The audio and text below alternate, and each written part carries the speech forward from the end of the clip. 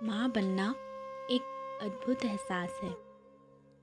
कल तक कोई नहीं था, आज उसी गर्भ में पल रहा शिशु आपके आने वाले भविष्य में आपका सब कुछ होने वाला है।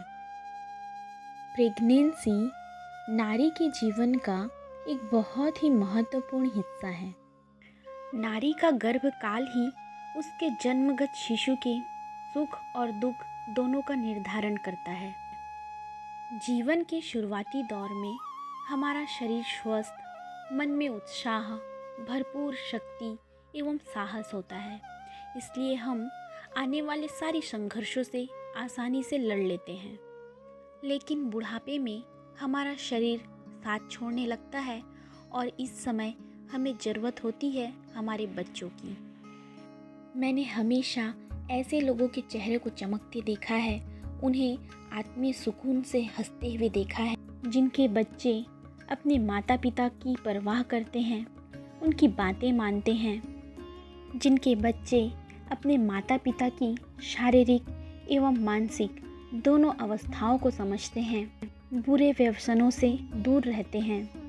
आप सभी जो माँ बनने वाली है, अपनी प्रेगनेंसी के दौरान कई बार गायनोकोलॉजिस्ट के पास गई होंगी, कैल्शियम आयरन की पिल्स ले रही होंगी, समय समय पर सोनोग्राफी करवा रही होंगी। ये मान्य है कि आप अपने होने वाले बच्चे के ग्रोथ सेफ्टी के लिए पूरी तरह सतर्क हैं और हर संभव कोशिश करती हैं। आप अपने बच्चे के स्वास्थ्य के लिए, उसके शारीरिक विकास के लिए जो भी करती हैं वो 100% मान्य है। लेकिन क्या आपने अपने बच्चे के मन को, उसके बुद्धि को और उसके स्वभाव को विकसित करने के लिए कोई प्रयत्न किए हैं? आपने तो देखा ही होगा, कभी कभी कोई बच्चा बहुत ही शांत स्वभाव का, मिलनसार स्वभाव का और कुशाग्र बुद्धि का होता है और उम्र के साथ साथ उसके शारीरिक ग्रोथ के साथ उसके ये उत्तम गुण भी निखरते चले जाते हैं। वहीं दूसरी ओर कुछ बच्चे बचपन से ही गुस्सा करने वाले, बेबात चिल्लाने वाले, कम उम्र से ही बुरे व्यसन, सिगरेट, गुटखा तथा विभिन्न नशों में लिप्त होने लगते हैं। जिस तरह एक स्वस्थ शरीर का निर्माण गर्भ से होना शुरू हो जाता है, ठीक वैसे ही उत्तम स्वभाव, कुशाग्र बुद्धि, शांत मन, इन सब का विकास भी गर्भकाल से ही शुरू हो जाता है। साइंस कहता है कि आप कैसा बच्चा चाहते हैं, उस बच्चे के गुणों को गर्भकाल से ही मोल्ड करना, प्रोग्राम करना शुरू कर देना चाहिए। गर्भकाल से बच्चे के गुणों को प्रोग्रामिंग करना, इस साइंस को ही गर्भ संस्कार कहते हैं।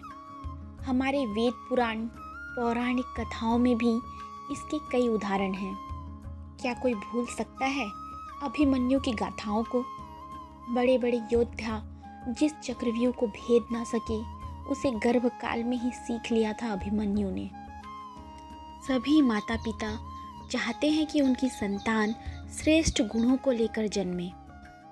गर्भ संस्कार के अनुसार गर्भवती माता को प्रेगनेंसी के 3 महीने से ही गर्भस्थ शिशु के लिए सुविचार से प्रेरित किताबें, गर्भ गीता, इन सब का अध्ययन करना चाहिए।